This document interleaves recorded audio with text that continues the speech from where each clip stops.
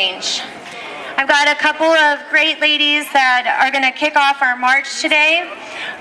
First, I'm really happy to introduce Congresswoman Susan Davis.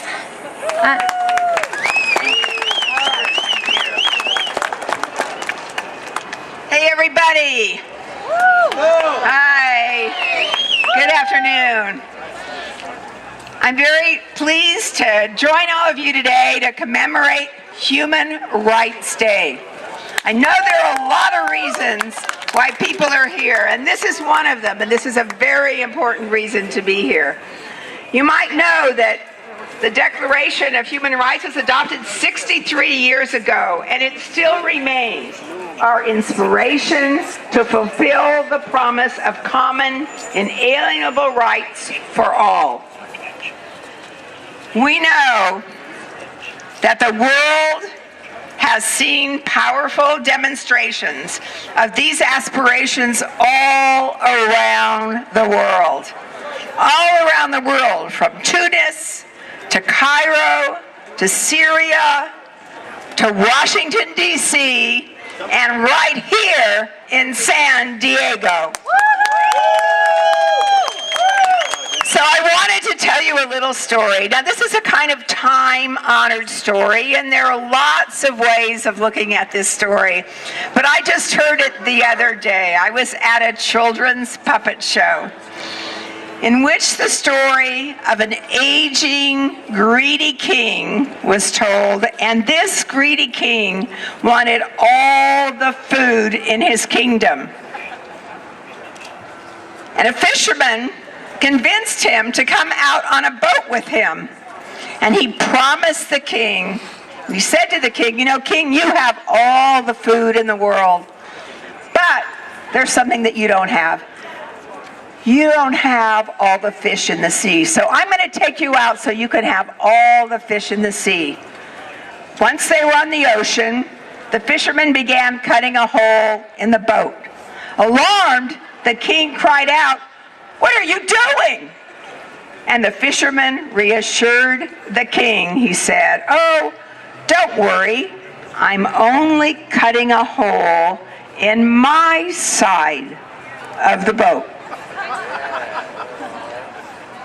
I don't have to remind this crowd that we're all in this boat together. Neither uncontrolled greed nor even some foolish cutting holes in the boat will get us through the seas together. I know you understand how all of us depend on one another, and that you continue to fight for and demonstrate for universal human rights. I want to thank you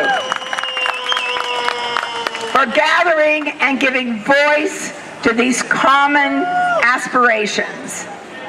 I want to thank you for your steadfastness, because a lot of you have been working on this for a very long time. So thank you for letting me stand with you today. Good evening. It's not the answer. Big government is not the answer. Thank you. Next is Saisen Saunders. She's a Buddhist priest and teacher from the Zen Center. And she had some inspirational words that she'd like to share with us today. Thank you. Liberalism is a cancer. Thank you very much. It's an honor to be here today.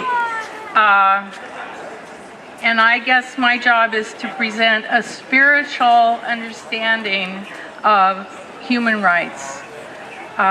When I was meditating on my talk, I had this image of like a banquet, that thousands of people are invited to the banquet, and on the table there's twice as much food as anyone needs, and there's extra chairs, and there's plenty of table room, and there's party favors for everybody. But there's a few people who take all the food and the favors, everything, the flowers, and they're eating it, and it's dropping on the floor and being wasted, and they're hoarding it in big containers where it's spoiling. And a few people who are sitting close to them get the crumbs that come out as the greedy people are eating so fast. And many of the people at the end of the table get nothing. And it's kind of a metaphor for our world today, and a metaphor for the trickle-down theory. But actually, I've been to a lot of dinners that were uncomfortable or awkward, but I've never been to a dinner where food wasn't shared. I've never been with people where food wasn't shared and there wasn't a spirit of generosity. And that's because human nature is love. That's what Buddha taught.